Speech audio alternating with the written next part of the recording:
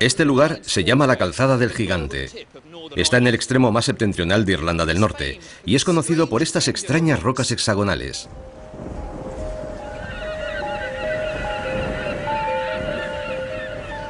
Hay más de 40.000 amontonadas en este pequeño pedazo de costa.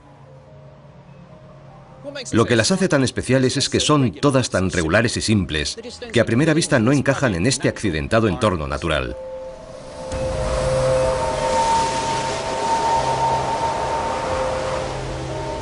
Estas misteriosas formaciones rocosas hexagonales han despertado la imaginación de trovadores y contadores de relatos. Pero su rara belleza es solo el principio de la historia, porque estas rocas son la prueba de que detrás de la naturaleza hay una fuerza geométrica oculta que la impregna y le sirve de sustento.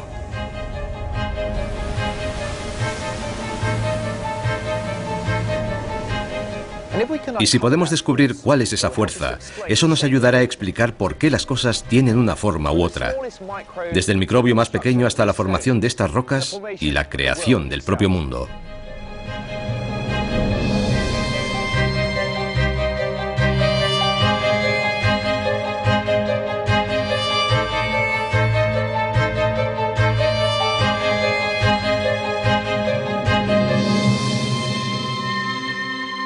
Códigos secretos.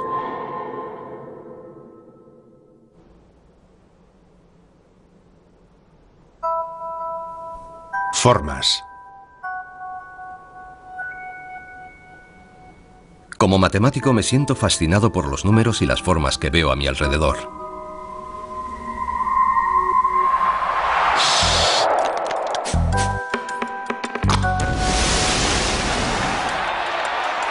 Todo está relacionado, desde las abejas a las pompas de jabón, desde los trabajos manuales de nuestros ancestros hasta la imaginación de los grandes artistas actuales.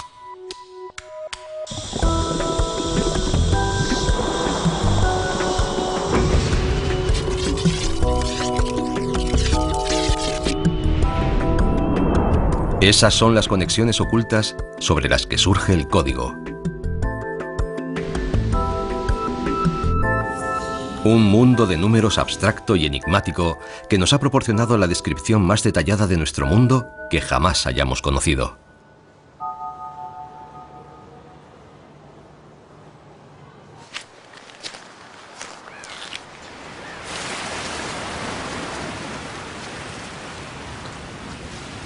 Desde que habitaran este lugar, hace 30.000 años, los humanos han intentado explicarse cómo pudieron emerger estas sorprendentes columnas hexagonales del fondo del mar de Irlanda. ¿Por qué tienen esa forma? ¿Y de dónde salieron originariamente?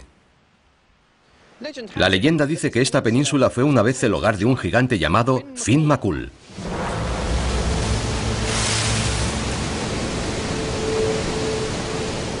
Un día el gigante tuvo una discusión con otro gigante llamado Benandoner, que vivía a 80 millas al otro lado del mar, en Escocia.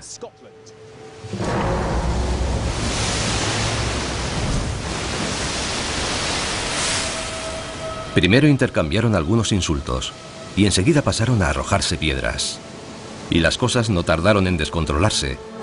Benandoner clamaba que si pudiera nadar bien, enseguida vendría a ajustarle las cuentas a Finn. Finn estaba tan furioso que empezó a arrancar grandes trozos de tierra y a arrojarlos al mar para crear una especie de senda por la que el gigante escocés pudiera venir a enfrentarse a él. Y ahí es donde estoy yo ahora, sobre el trabajo artesano de un gigante.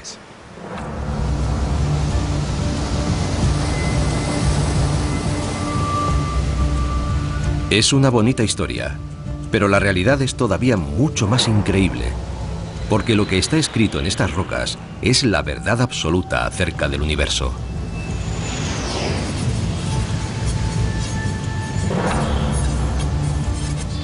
Una verdad que está igualmente escrita en todo el mundo natural.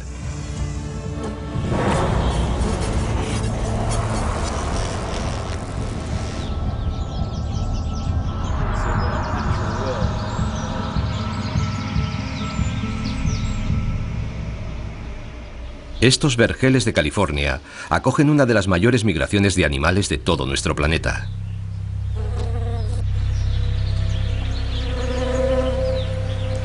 Cada primavera, millones de abejas son transportadas hasta aquí para que ayuden en la polinización de los almendros.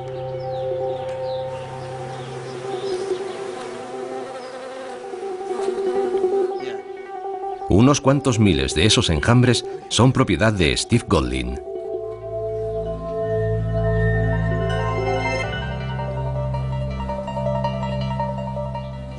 Yo lo abro y tú echas el humo. Vale. Un poco más. Muy bien. Está muy duro. Y debo tener cuidado. Porque tengo que sacarlo, pero sin matar a la reina. Procuramos no matar a ninguna de ellas, pero aún menos a la reina. Si matas a la reina, te has cargado el enjambre. Es una de las maravillas del mundo natural. Es precioso. Los panales son una de las maravillas de la ingeniería de la naturaleza. Está lleno de miel. En ellos encuentran todo lo que necesitan. Un lugar en el que criar a sus pequeños y almacenar el alimento. Y está hecho enteramente de cera. Una sustancia tan costosa de producir que las abejas tienen que volar el equivalente a 12 vueltas a la Tierra para producir apenas medio kilo. Tiene aspecto de haber sido hecho por el hombre, de haber sido manufacturado. No parece que sea obra del mundo natural. La precisión y la exactitud de las líneas rectas es increíble. Sí, cierto. Es una maravilla de la ingeniería. Fíjate, son unos hexágonos perfectos. Sí, es increíble. Y el hexágono es una estructura muy resistente. Las abejas han repetido exactamente el modelo de las columnas de la calzada del gigante. Cada celda es idéntica a las demás. 6 paredes pegadas una a la otra en un ángulo exacto de 120 grados. Y cada abeja, en cualquier rincón del mundo, sabe cómo construir estas formas. Es como si el hexágono estuviera integrado en el ADN de las abejas. Ahí puedes ver a las abejas dentro de su celda. Es casi del mismo tamaño que sus cuerpos. Sí. ¿Utilizarán su cuerpo para calcular la geometría? Bueno, yo diría que esa es una observación bastante acertada. Conozco alguna otra clase de abejas que tienen el cuerpo más pequeño y el tamaño de las celdas de sus panales es más pequeño. ¿Y los hexágonos? ¿Por qué hacen hexágonos en lugar de alguna otra figura irregular? Los han hecho desde hace miles y miles de años. Nacieron para hacerlos. Lo saben por instinto, saben que esa es la forma que debe tener su casa.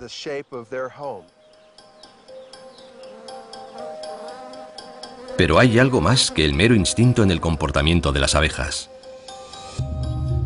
Hay otra razón por la que construyen hexágonos. Y para revelarla tendremos que valernos del lenguaje universal de toda la naturaleza, las matemáticas.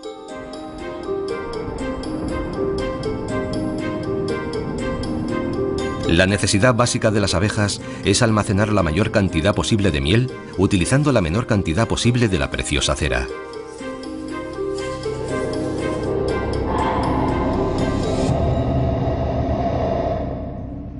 El panal de las abejas es una asombrosa obra de ingeniería, pero ¿cómo han evolucionado hasta llegar a crear ese modelo hexagonal? La verdad es que no tenían muchas alternativas. Si uno trata de poner pentágonos uno al lado del otro, la verdad es que no encajan bien. Los círculos también dejan muchos pequeños huecos libres entre ellos. Si las abejas quieren producir una red de formas regulares que encajen perfectamente, solo tienen 3 opciones: o hacer triángulos equiláteros, o cuadrados, o si no, los hexágonos de las abejas. Siendo así, ¿por qué las abejas eligen precisamente los hexágonos? Veamos. Resulta que para hacer los triángulos necesitarían mucha más cera que para hacer las otras formas. Pero los hexágonos son los que necesitan la menor cantidad de cera. Es una solución matemática con la que se ha dado hace apenas unos pocos años. La matriz hexagonal es la solución de almacenamiento más eficaz que las abejas podían haber elegido. Aunque con una pequeña ayudita de la evolución, ellas ya lo descubrieron hace millones de años. El código de la naturaleza funciona y las abejas están sintonizadas con él.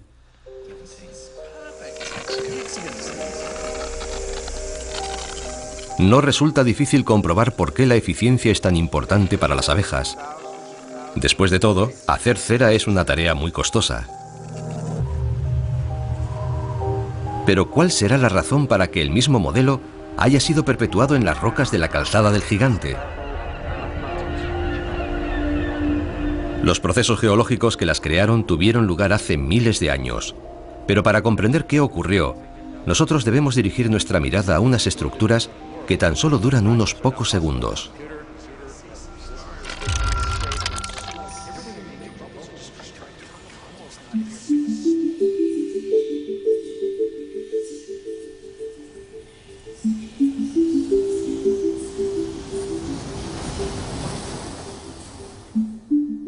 El jabón resulta ser todavía más fino que la longitud de onda de la luz. Es unas 20.000 veces más delgado que un pelo humano. Casi no existe. Quizá la cosa más fina que jamás hayas tenido ante tus ojos y que te haya proporcionado información sea una pompa de jabón. Tom Noddy es uno de los exponentes más destacados del arte de las pompas.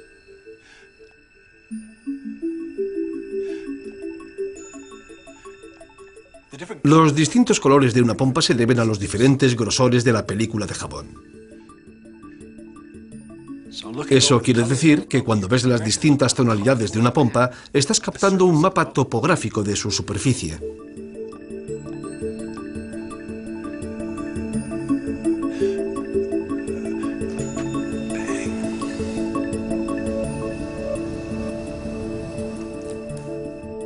En la naturaleza todo es de la misma manera. Las pompas también tratan de economizar, de ser lo más pequeñas posible. Pero en su caso, además es que lo consiguen perfectamente. Una sola pompa lanzada al aire es siempre una esfera. A primera vista parece obvio que la pompa tenga que ser redonda. Pero, ¿qué hay de especial en una esfera?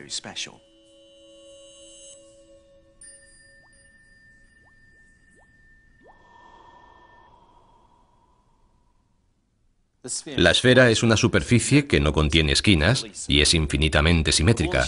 De todas las formas que una pompa podría adoptar, la esfera es una de las que tiene el área más pequeña, lo cual la convierte al mismo tiempo en la más eficiente.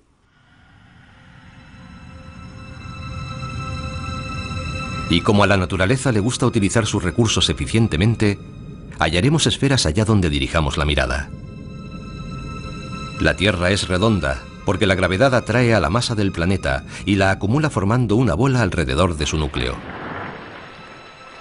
El agua crea pequeñas gotas esféricas. Su forma minimiza la cantidad de tensión superficial necesaria para mantener la gota unida. Y el mismo diseño esférico permite que formas de vida animales simples, como este plancton volvox, se desenvuelvan perfectamente en su medio. Pero no todo tiene forma esférica. Y puesto que las pompas son tan finas y flexibles, las podemos usar para crear otras formas. Una sola burbuja en el aire siempre recrea una esfera. Pero si dos de ellas se ponen en contacto, pueden ahorrar material compartiendo una pared común. Y eso es lo que hacen. Si pueden ahorrarse área superficial aprovechándose de su entorno, inmediatamente se adaptan. Entonces, si tenemos una pompa, la esfera es la forma más eficaz. Pero si añadimos más pompas, entonces la geometría cambia. En nuestro ejemplo tenemos 4 pompas y podemos ver que se tocan en un punto. Pero si añadimos otra forma en medio, no obtenemos una pompa esférica, sino un pequeño tetraedro. Tiene 4 caras, pero no son lisas, son partes de una esfera. Pero cada vez intentan adoptar la forma más eficiente para adaptarse unas a otras. Así que ahora que tenemos 6 pompas, podemos ver que en el medio ha aparecido un pequeño cubo. Las leyes de la naturaleza funcionan.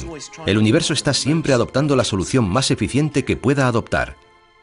Y si las hacemos estallar, las pompas vuelven a modificar su forma, hasta que volvemos a quedarnos con una esfera. No tiene otra alternativa.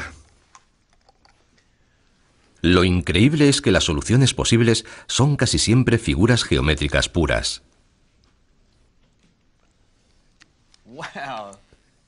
Eso es un dodecaedro. Es fantástico. Y son pentágonos casi perfectos, ¿verdad? Es sorprendente. Apenas sí sobresalen un poquito. Eso es, sí. Entonces 12 pompas crean 12 caras. Y la forma más económica que pueden adoptar, con el mínimo consumo de energía, es un dodecaedro. Las pompas de jabón nos revelan algo fundamental acerca de la naturaleza, que es perezosa. Siempre trata de encontrar la forma más eficiente, la que necesita consumir menos energía y menos espacio. Y al parecer se rige por principios inalterables para encontrar esas soluciones económicas.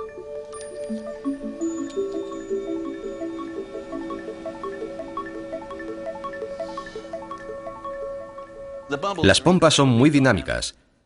Cada vez que una estalla, las demás se reordenan para asumir la forma más eficaz posible. La forma que implique un menor consumo de energía. El objetivo es minimizar el área superficial a lo largo de toda la estructura de pompas.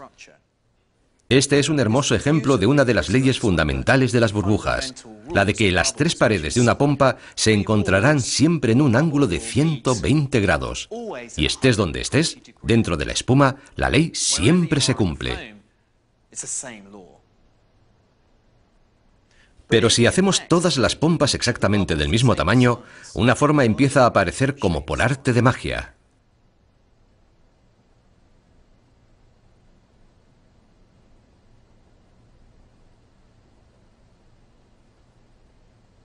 El hexágono. Y cuando tienes un montón de hexágonos unos al lado de otros, el modelo que aparece espontáneamente es el perfil familiar de un ordenado panal de miel. De modo que cuando nos encontramos con el mismo modelo en el corazón de una colmena, no está haciendo más que repetir una de las reglas geométricas fundamentales del universo. Los principios que observamos en las burbujas nos permiten explicar de dónde proceden todas las estructuras.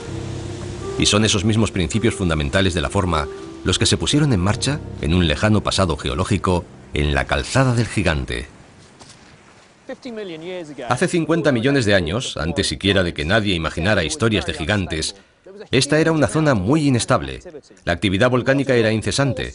La roca derretida se abría camino a través de la capa de piedra caliza que tengo bajo mis pies y se esparcía por la superficie formando un enorme lago de lava. Cuando se enfrió, el lago se contrajo y al reducirse se resquebrajó. Y al hacerlo, las hendiduras dibujaron el camino más eficiente a través de la lava, que resultó ser este modelo hexagonal perfecto. Y nos legaron este monumento al orden y la economía de la naturaleza.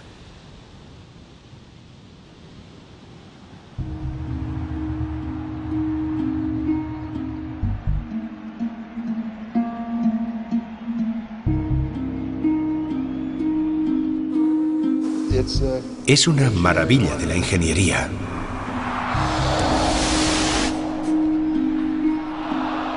El código se hace visible donde menos lo esperas y define la forma del panal de las abejas. Lo han hecho durante miles y miles de años. Nacieron para hacerlo. Y conforma el contorno épico de la costa del Ulster. No encaja dentro de este escarpado entorno natural. Finn McCool. Y también se nos revela en la perezosa eficiencia de una película de jabón. 20.000 veces más fina que un pelo humano.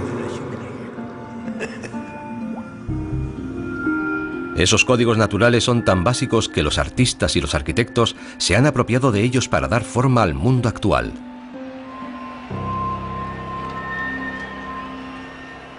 Este es el Estadio Olímpico de Múnich, construido en 1972. Fue el escenario de una famosa victoria de la selección inglesa. Una victoria excepcional, puesto que ganamos 5-1 a Alemania. Es impresionante. Pero me llama la atención lo poco sólido, lo frágil que parece. Es como si una fuerte racha de viento se lo fuera a llevar. Posee todas las características que cabe esperar en el mundo natural. Es una estructura muy elegante, pero transmite cierta sensación de fragilidad. Parece más una telaraña que una estructura humana.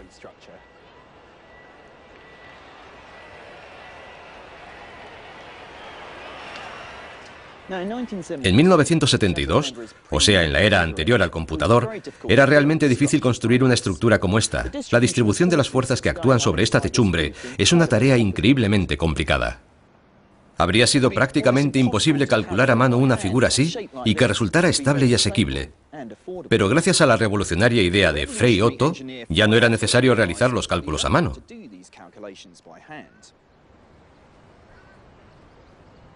Otto investigaba ansioso nuevas formas y figuras que construir. Por eso buscó su inspiración en la naturaleza y en los principios del código. Lo que hizo Otto fue construir maquetas como esta que tengo aquí. Está hecha con cuerdas, cables y un pequeño pozo de agua. Vista así no parece gran cosa, pero cuando sumerjo la cuerda en la solución jabonosa y tiro de ella, entonces ocurre algo asombroso. De la película de jabón surgen formas como esta, de estilizada belleza. Y como pueden observar, no se trata de triángulos perfectos, sino de preciosas curvas y arcos que Otto sabía que eran intrínsecamente estables. Oh, este que me ha salido ahora sí que es bonito. Cada vez que tiramos de las cuerdas, la tensión superficial crea la forma más económica y eficiente. El resultado es una figura que no solamente es estable, sino también estéticamente atractiva. Así consiguió copiar estas formas y crear pequeñas maquetas que posteriormente fueron utilizadas para construir esas innovadoras estructuras que pueden contemplar detrás de mí.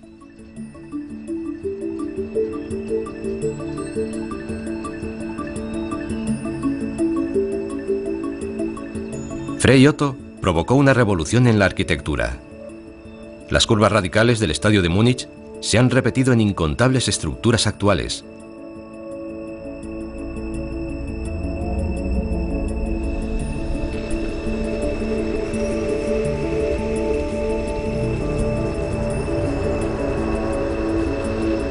Y a pesar de que Otto diera con la belleza matemática y estética del código en pleno siglo XX, hay evidencias que demuestran que la misma obsesión por las formas se remonta a hace miles de años.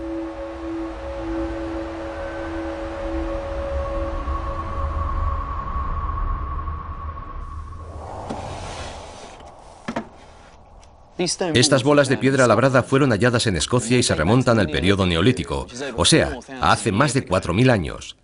Encajan perfectamente en la palma de la mano. Se encontraron cientos de estas piedras, pero no está claro para qué las usaban. Eso sigue siendo un misterio. Pero imaginen cuánto tiempo y trabajo lleva tallar cada una de estas formas. Esta de aquí, por ejemplo, tiene 4 caras, dispuestas de manera armoniosa y simétrica. Esta otra tiene 6 lados, como un cubo. Y como pueden ver, algunas son realmente complejas. Esta tiene, bueno, no sé cuántos nódulos puede tener. Algunas llegan a tener hasta 160 pequeñas semiesferas. Pero lo importante es que estas piedras nos enseñan que hace miles de años ya existía una inquietud por la simetría y la regularidad.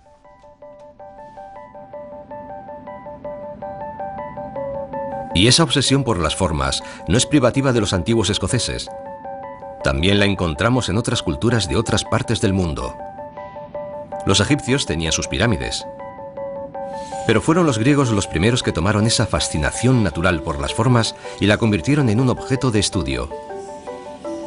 Pensaron que si eran capaces de comprender sus principios, serían capaces de describir el mundo entero. Y le dieron un nombre a aquella nueva idea, un nombre que significaba midiendo la tierra. La llamaron geometría. El pilar principal sobre el que se sustentaba la geometría fue el descubrimiento de 5 figuras perfectas llamadas sólidos platónicos, desde que Platón las considerara las piedras angulares de la naturaleza. Tenemos el tetraedro, con sus 4 caras, el cubo, que tiene 6, el octaedro 8, el dodecaedro 12, y el más complejo de estos cuerpos, el icosaedro, que tiene 20 caras. En la actualidad son más comúnmente conocidos como dados.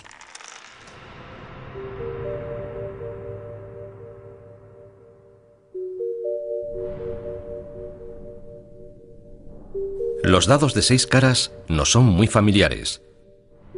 Y sin embargo, estas otras figuras también han sido utilizadas como dados desde hace siglos. Si son apropiadas para llevar a cabo su cometido, es porque son perfectamente regulares. Las caras que los componen son todas iguales. Y sus aristas comunes tienen ángulos idénticos. Eso significa que no hay manera de distinguir el final de uno del de otro, y que tienen las mismas probabilidades de caer sobre cualquiera de sus caras. Pero lo verdaderamente asombroso es que son las únicas 5 figuras de este tipo que pueden existir. Son los únicos sólidos perfectamente simétricos.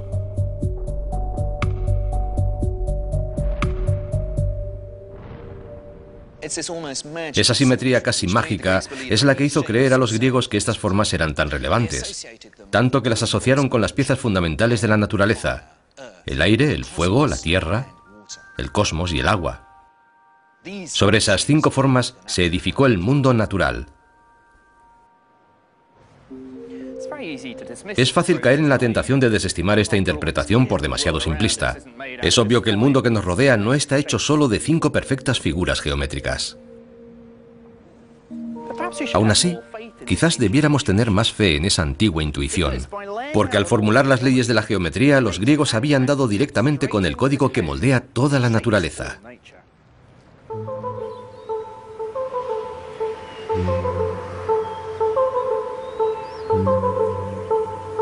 Resulta que las intuiciones de los griegos acerca de sus formas eran correctas, pero ellos no podían saberlo, porque en aquel momento el mundo que se regía por sus leyes de geometría era completamente invisible para ellos, aunque podemos encontrar evidencias en el subsuelo a gran profundidad. Esta es la mina de Potasa Marcus, que se halla en el corazón de lo que fuera la Alemania del Este. Hace mucho tiempo que se dejó la extracción, pero todavía puede uno explorar 5.000 kilómetros de túneles.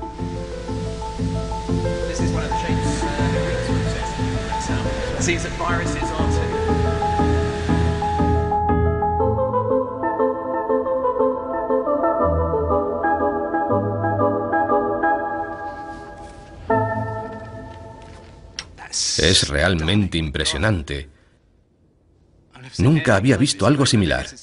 Yo diría que no hay nada igual en todo el mundo. Es asombroso, increíble. Y sigue hacia abajo por el túnel.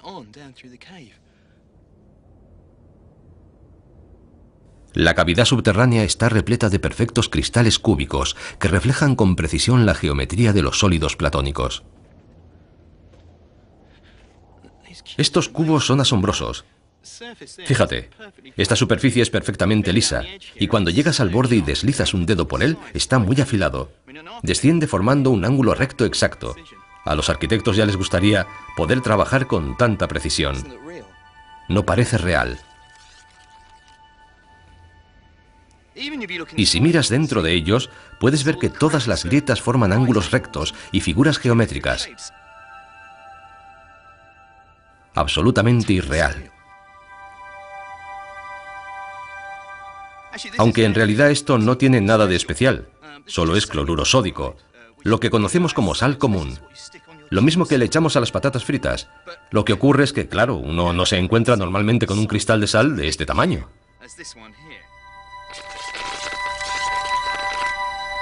Cómo se formaban estos cristales con semejante precisión fue un absoluto misterio hasta que hace algo más de 100 años se descubrieron los rayos X.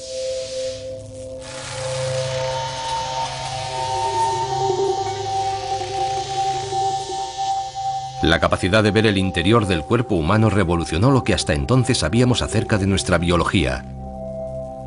Y cuando apuntamos los rayos X hacia los cristales, un mundo invisible se reveló ante nuestros ojos. Un mundo al mismo tiempo misterioso y geométrico. Era el mundo del átomo, y estas nítidas imágenes simétricas, llamadas patrones de difracción, podían desvelar cómo los átomos individuales se agrupaban para formar los cristales de esta caverna. Para comprenderlo mejor, tenemos que pensar que estos son sombras. Así, de la misma manera que una radiografía de mi mano es la sombra de los huesos que están bajo mi piel, esta es la sombra de los millones de átomos que contiene un cristal. En realidad es un poco más complicado, pero digamos que estas son proyecciones en 2 dimensiones de la estructura tridimensional que está dentro de este cristal. Ahora podemos analizar estos modelos y descubrir con certeza cómo se agrupan los átomos en el interior de la sal.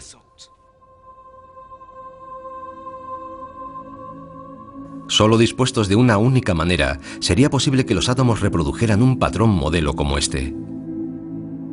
Y como cabía esperar, es, igualmente, en forma de cubo. Esta es una representación de la estructura de la sal. Las bolas de color dorado son los átomos de sodio y las verdes, los de cloro. Y es esa simetría atómica la que explica por qué nosotros vemos la misma simetría en estos cristales gigantescos. Lo que ocurre es que en lugar de los 3 átomos del modelo, en estos cristales hay millones y millones de átomos de sodio y de cloro agrupándose con rigidez para formar estos cubos perfectos.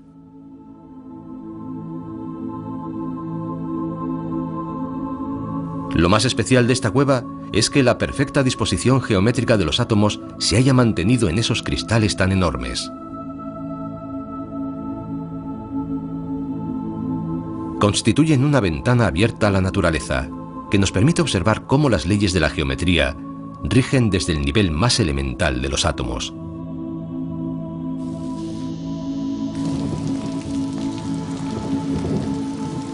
Pero lo más fascinante es que encontraremos las mismas leyes no solo en las demás rocas y minerales, sino también en nuestro propio interior. He venido al Departamento de Biología Química y Estructural de la Universidad Imperial College en Londres. Steve Matthews investiga cómo los átomos individuales construyen sistemas vivientes, como usted o como yo. Los rayos X son una radiación de energía muy poderosa y las proteínas son muy delicadas. Por eso lo enfriamos en un baño de nitrógeno líquido, con el que rociamos todo el cristal. En esta pequeña asa de alambre hay otro cristal, pero en esta ocasión se trata de un cristal de proteína. Es parte de la maquinaria de las células vivientes.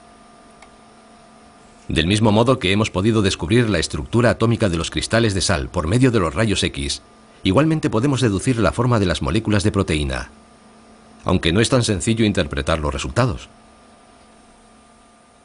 Me resulta dificilísimo encontrar un nombre geométrico para esta forma. Parece un borrón, pero... No, aún no tiene una forma definida, pero esos borrones se agrupan y se disponen y toman forma.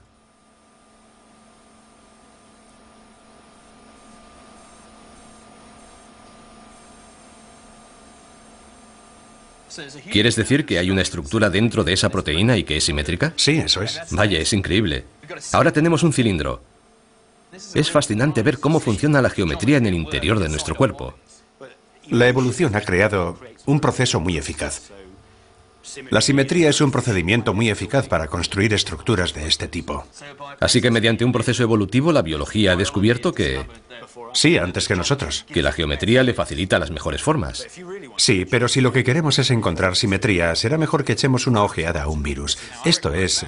Eso es un icosaedro. Sí, es un icosaedro. Es una de las formas que obsesionaban a los griegos, y parece que también a los virus. Es verdad. Me llama la atención el hecho de que en el mundo físico uno espera que los cristales de sal sean simétricos, pero todos pensamos que el mundo biológico es mucho más caótico, y sin embargo no es así. Es hermoso.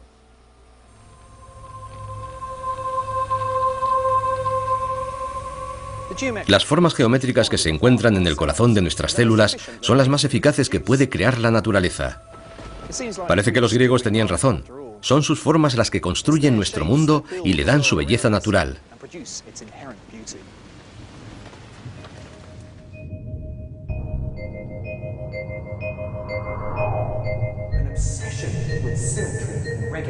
Una obsesión por la simetría y la regularidad.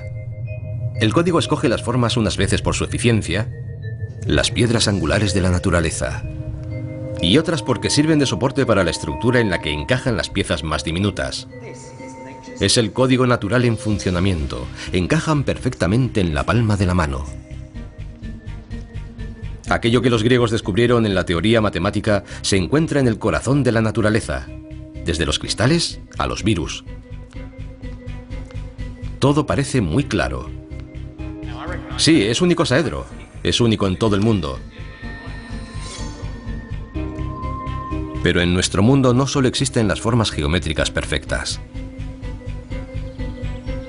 De hecho, parece aleatorio y desordenado.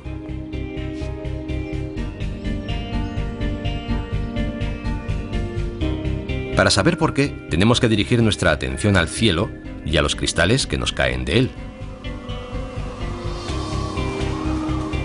Los copos de nieve se forman dentro de las nubes y caen a la Tierra en un vistoso despliegue.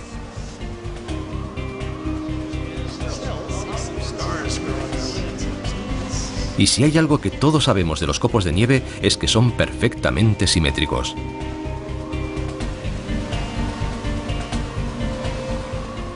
Ya hemos llegado.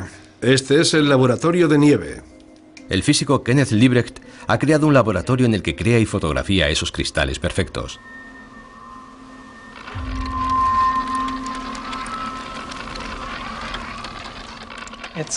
Es una cámara de frío. En la parte inferior está a unos 40 grados bajo cero, aunque arriba está a 40 sobre cero. Esta cámara trata de imitar lo que ocurre en el interior de las nubes.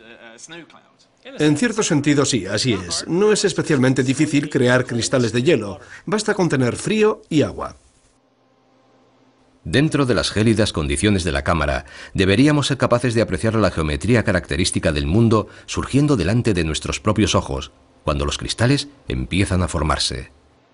Ahora, con un poco de suerte, veremos cómo empiezan a formarse algunas estrellas al final de esas agujas. En cuanto cae la temperatura, millones de moléculas de vapor de agua se fusionan y se agrupan espontáneamente formando estos patrones de 6 puntas. Al menos eso es lo que dice la teoría. Pero la realidad resulta ser muy diferente.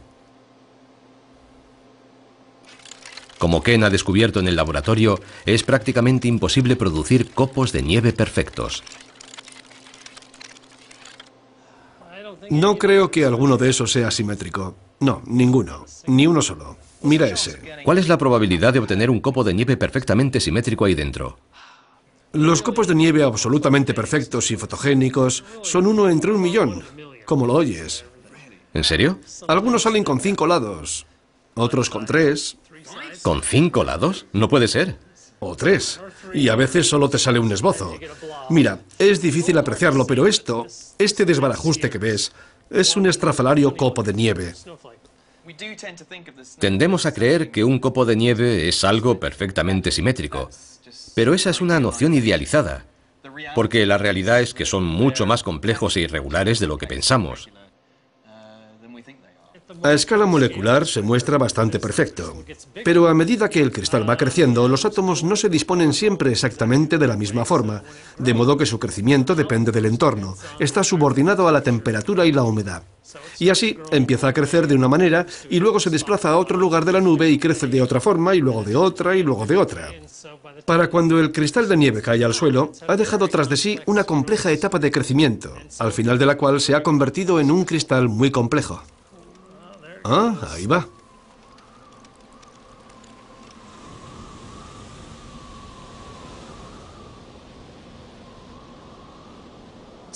Al parecer, este es el límite con el que nos topamos cuando intentamos describir el mundo por medio de la geometría simple. Podemos ver cómo funcionan los cristales de sal de la cueva de cristal, pero realmente este es uno de los raros sitios de todo el mundo en el que puedes encontrar cristales semejantes. Las abejas emplean la geometría simple para construir sus panales. La perfección con que cumplen su cometido es el resultado de miles de años de evolución, y solo muy de vez en cuando puede uno encontrar un copo de nieve perfectamente simétrico. Porque a pesar de que al nivel de los átomos todo se forme con pulcritud geométrica, ese mismo orden subyacente se desmorona ante el embate de las fuerzas que compiten en nuestro caótico mundo. Ni siquiera la calzada del gigante es una matriz hexagonal pura. Está muy cerca de serlo. Pero entre los hexágonos también encontramos pentágonos, columnas de 7 lados, incluso unas pocas tienen 8 lados. Una red tan grande de hexágonos perfectos entrelazados simplemente no existe. Es evidente que el mundo no se forma solo a partir de formas geométricas simples. El movimiento del mar y el flujo de las olas, por ejemplo, son demasiado complejos para ser explicados únicamente en esos términos. Es difícil imaginar cómo podríamos dar con un código que desentrañase toda esa complejidad.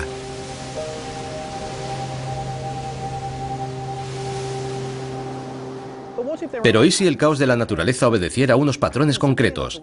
Unos patrones de los que no somos conscientes, pero que asumimos a un nivel subconsciente.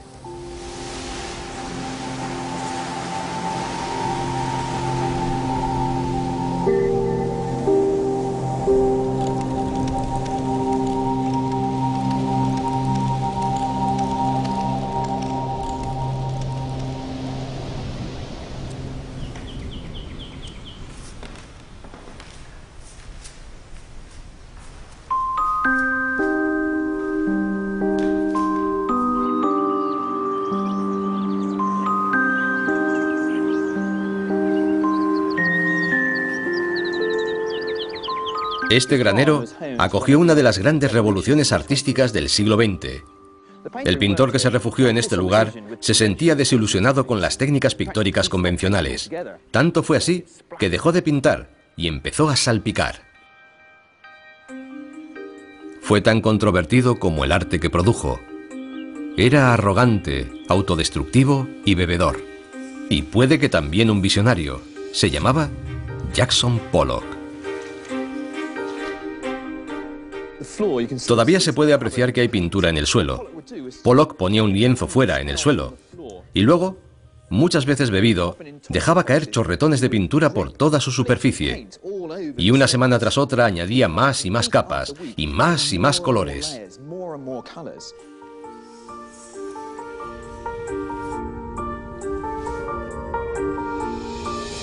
El resultado era increíble.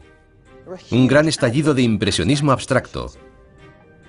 Esparcía la pintura, cubría de pintura todo el espacio. Las obras pictóricas de Pollock conmocionaron el mundo del arte. Nadie había visto nada igual hasta aquel momento. La revista Life lo nombró artista del siglo. Otros se burlaron de él y calificaron su trabajo como la basura impresentable de un lunático alcohólico. Pero aunque provocaran gran controversia, la pintura de Pollock tuvo una enorme influencia. Que no será menor, a pesar de que los aparentemente desordenados garabatos sean extrañamente impactantes, irresistibles, inspiradores. Han sido muchos los que han tratado de copiar la técnica de Pollock, unos para rendirle homenaje y otros para falsificar sus obras, pero nadie ha conseguido reproducir la magia que Pollock imprimía a sus obras originales. Las obras de Pollock parecen haber captado algo del aspecto más salvaje del mundo natural, pero durante mucho tiempo nadie supo explicar exactamente qué hacía que su obra resultase tan atractiva. Hasta que el artista y físico Richard Taylor se propusiera descubrir las claves e inventó una máquina capaz de emular el excéntrico estilo pictórico de Pollock.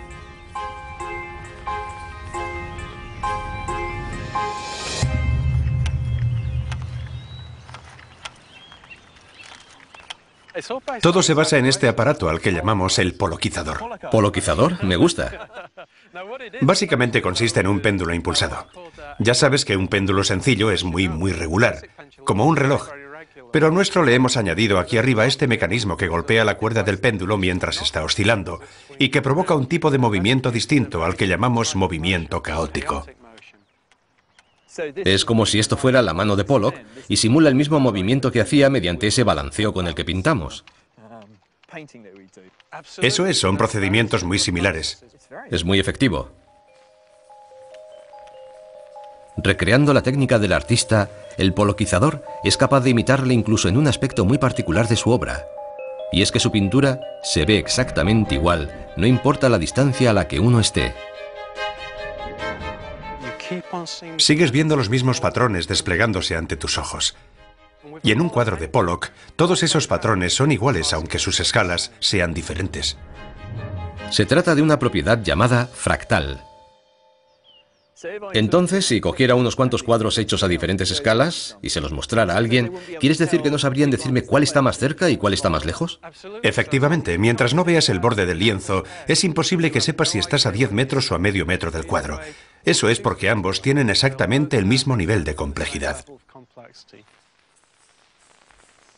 Más que ningún otro pintor, Jackson Pollock fue capaz de repetir coherentemente en todas sus obras el mismo nivel de complejidad, independientemente de la escala. Es la cualidad fractal de su obra, porque aunque sea abstracta, refleja la realidad del mundo que nos rodea. Cuando empezamos a analizar los patrones ocultos en su pintura, entonces nos topamos con ese maravilloso descubrimiento. Detrás de todo lo que se ve subyace el nivel de la estructura matemática. Así que es justamente la delicada interacción entre algo aparentemente desordenado y caótico, pero que en realidad posee una estructura, y el código que oculto subyace dentro de la misma. Exacto.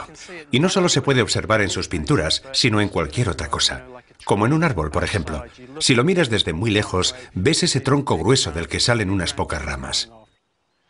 A nivel superficial, uno diría que son un revoltijo de cosas y parecen extremadamente complejos, pero nuestro ojo puede percibir que en ello subyace también alguna estructura matemática. Pollock fue la primera persona que lo trasladó a un lienzo de una manera tan directa como ningún otro artista lo había logrado antes. Es la auténtica huella dactilar de la naturaleza. Y eso es lo más fascinante del arte de Pollock. Él trató de crear una obra desprovista de significado convencional, y lo que hizo fue encontrarse con la esencia fundamental. Porque los fractales son la forma en que la naturaleza construye el mundo. Las nubes son fractales porque presentan la misma cualidad. Las nubes gigantes son exactamente idénticas a las pequeñas. Y lo mismo pasa con las rocas. Solo por su aspecto uno no podría decir si lo que ve es una enorme montaña o una humilde roca. Y también hay fractales vivientes, como este árbol. Es fácil constatar que se trata de un fractal, porque si te fijas en una rama grande puedes observar que es una reproducción a pequeña escala del mismo árbol. Y las ramas más pequeñas que salen a su vez de las grandes también tienen la misma forma. Se trata del mismo patrón que se repite una y otra vez, solo que a diferentes escalas. Y los árboles constituyen una demostración palpable del enorme poder del sistema fractal. Su gran complejidad proviene de reglas muy sencillas. La razón por la que el árbol ha escogido esa forma es porque su objetivo es maximizar la cantidad de luz de sol que recibe. Un sistema muy ingenioso y muy simple a la vez, porque una sola regla es suficiente para crear esa figura. El árbol crece y luego se divide, crece y se divide. Y aplicando esa regla una y otra vez, obtenemos esa forma tan compleja a la que llamamos árbol.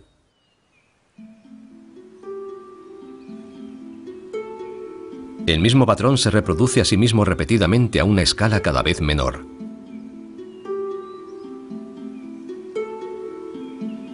Es fácil comprobar la eficacia de esa regla. Crecer un poquito y luego ramificarse. Crecer y ramificarse. Y de pronto ante nuestros ojos aparece un árbol matemáticamente exacto. Pero del mismo modo que uno nunca encuentra un copo de nieve perfecto, tampoco encontrará un árbol perfecto. Pero si le añadimos una cierta variabilidad natural, diferentes capas de crecimiento, el viento y alguna incidencia ocasional, el resultado es un árbol de aspecto muy real. Y encontraremos el mismo sistema de ramificación fractal repetido en toda la naturaleza. En su interior subyace un nivel de estructura matemática.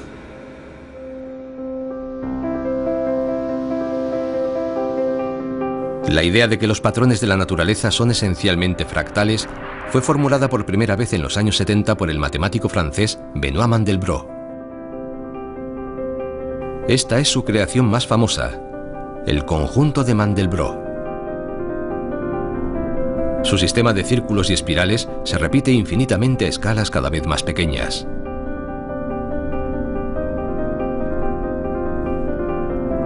Y esa infinita complejidad se creó a partir de una sencilla función matemática.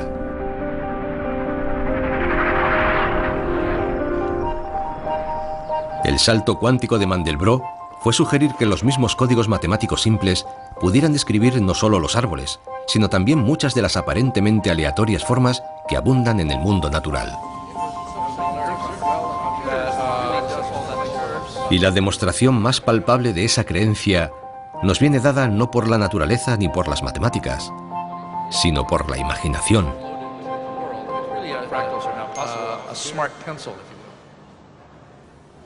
En la década de los 80, un informático que trabajaba para la empresa aeronáutica Boeing estaba intentando generar imágenes de los aviones creadas por computador. En Boeing descubrimos un método de crear superficies curvas bastante perfectas y decidí aplicárselo a los aviones. En las imágenes de la publicidad de Boeing aparecían montañas en segundo plano detrás de los aviones, y yo quería poner montes detrás de mi avión, pero no tenía ni conocimientos suficientes de matemáticas ni la más remota idea de cómo hacerlo. Así que lo que querías era algo que, independientemente de lo lejos o cerca que estuvieras, tuviera un aspecto natural, ¿no es así? Sí, eso es. Quería que parecieran reales, que pareciera que uno podía desplazarse por ellas con su cámara de fotos. Aún no existía un algoritmo que lo hiciese, así que yo me puse a inventarlo, a desarrollar un algoritmo que reprodujese las imágenes de las montañas. En aquella época, crear un cilindro virtual ya era una tarea casi imposible. Así que recrear de manera realista el perfil recortado y aleatorio de una cadena montañosa parecía imposible. Pero Loren tuvo una idea inspirada. Coincidió que el libro de Mandelbrot se publicó en aquel momento. Traía ilustraciones de lo que las matemáticas de fractales eran capaces de generar y me dije, si encuentro la manera de implementar esas matemáticas en mi ordenador, ya está, podré crear imágenes de las montañas. Loren se puso a trabajar para dar con la forma de coger las teorías de Mandelbrot sobre el mundo real y aplicarlas en la creación de mundos virtuales. Esta es una sencilla película que hice en 1980. El paisaje lo construí yo, a mano, utilizando unos 100 grandes triángulos. Ya, pero no parece muy natural. No, es demasiado piramidal. Pero si cogemos cada uno de esos grandes triángulos y los dividimos en triángulos más pequeños, hasta el punto en que ya los triángulos apenas son perceptibles,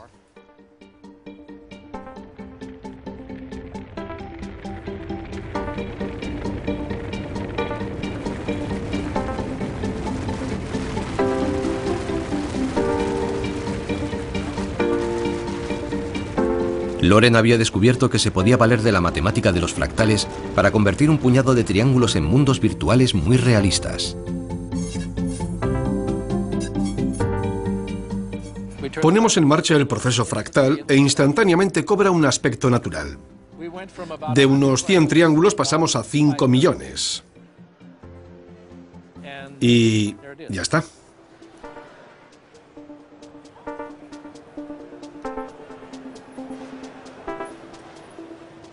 Ya podemos saltar desde el acantilado. Parece que es un mundo tridimensional auténtico. Y podemos sobrevolar el paisaje. Sí, tanto si nos alejamos 10 kilómetros como si nos acercamos a 10 centímetros. Todos los detalles son generados automáticamente en solo unos segundos. Es esa cualidad fractal, esa complejidad infinita la que lo consigue. Es lo que yo quería. Sí. Bajo los estándares actuales, esta animación puede que no sea muy buena. Pero en los años 80 nadie había imaginado algo así. Si hubieras tenido que hacerlo a mano, cuadro a cuadro, te habría llevado 100 años. un siglo. ¿Y cuánto tiempo te llevó generar esto? Unos 15 minutos por cuadro, en un ordenador más lento que mi teléfono móvil. Ese cortometraje cambió para siempre el mundo de la animación y revolucionó Hollywood. Loren se animó a cofundar Pixar, uno de los estudios más exitosos del mundo. Cars, Monsters y por supuesto Toys deben su existencia al código, un imperio construido sobre el poder de los fractales.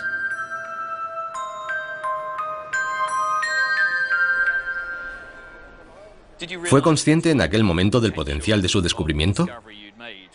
Bueno, enseguida, en medio segundo, me di cuenta de que era un gran descubrimiento. Todas las películas que había visto, todos los efectos especiales, esto superaba todo lo anterior. Mi corazón dio un vuelco. Y el poder de los fractales sigue estando en la base de la fábrica de películas de Pixar.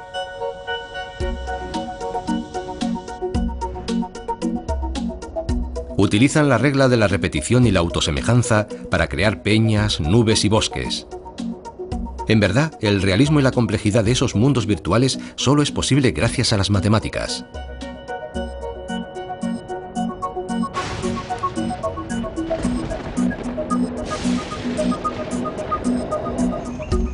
En esas películas, los fractales están en todos lados. Generan la textura de las rocas y dan vida a la selva.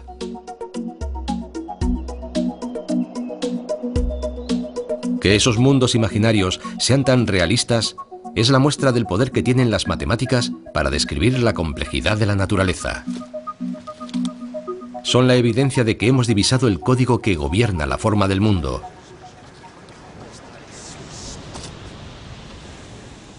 Pero se trata de un código muy complicado. Si queremos entender la forma del mundo, tendremos que empezar por considerar el funcionamiento de la geometría de las formas al nivel más simple. Debemos tener en cuenta que el universo es perezoso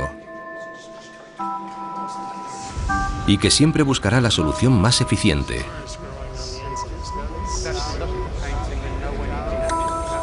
Y que al nivel de los átomos, el mundo está estructurado según rígidas leyes geométricas, que fueron formuladas por primera vez por los antiguos griegos hace miles de años.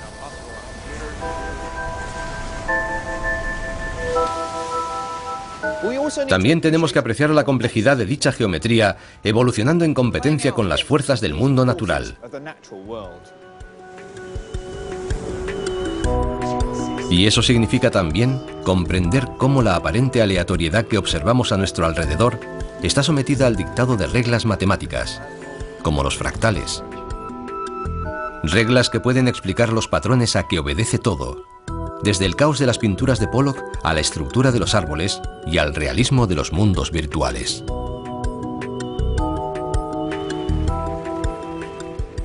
Esa es precisamente la belleza del código. Por muy complejo que nos parezca nuestro mundo, el código nos ofrece una razón, una explicación primaria de por qué las cosas parecen y se comportan de una determinada manera. Es el código de leyes de la naturaleza.